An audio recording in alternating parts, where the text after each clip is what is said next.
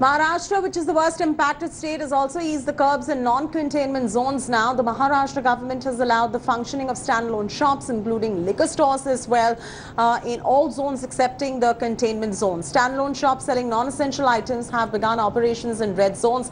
Construction activities in all the red zone districts have been permitted, provided the workers are available on site and no worker is required to be brought in from outside.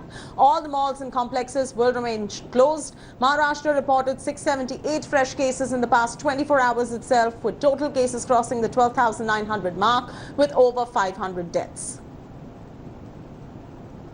Maharashtra government on Sunday has issued a certain relaxation in containment zone as well. Now Mumbai, being a metro city, is falling under the red zone, but in spite of that there will be certain relaxations that the state government has announced. Now we are in the Dadar area of Mumbai. Now according to the relaxations, 5 non-essential shops will also remain open, but containment zones will continue to have all those restrictions. So as you can see, shops slowly have started to open, but one of the major disadvantages, if you can say, about the relaxation that is being given is that we are seeing these type of crowds on the streets of Mumbai at this point. People here, this is a bus stop at Dadar TT, and as you can see, people have gathered in large number on the streets to take buses to their respective offices or any establishments where they work, and you can see social distancing has gone for a complete toss. Almost at least hundreds of people gathered here at the bus stop to catch the bus, and with little or no social distancing at all, and the number of people coming in is slowly increasing here. So the state government, though, has announced certain relaxation, they will also see to it that these type of crowdings have to be contained, unless otherwise this will lead to more problems, especially given the fact that Mumbai has the maximum number of cases. With camera person Raju Inamdar, Kamlesh Sutar in Mumbai for India Today.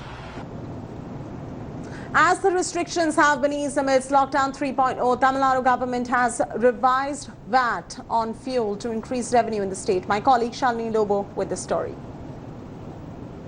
Fuel prices have been hiked up in the state of Tamil Nadu. This is a measure by the state government to bring in more revenue to the southern state.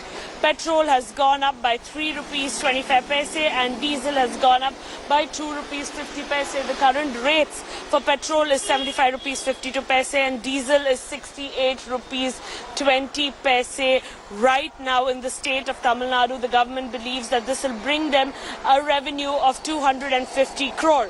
After the announcement was made yesterday, DMK chief M.K. Stalin was soon to take on the chief minister, saying that he's burdening the people. The same has come in from independent MLA and AMMK chief TTV Dinakaran as well, as the petrol and fuel prices in the state have gone up. But the state government maintains that during the pandemic, the state needs the revenue that they're going to get by doing this. Hi everyone, Preeti Chaudhary here. Hope you like this video. For latest news and analysis, like and subscribe to the India Today YouTube channel. And don't forget to press the bell icon to stay updated. Thank you for watching.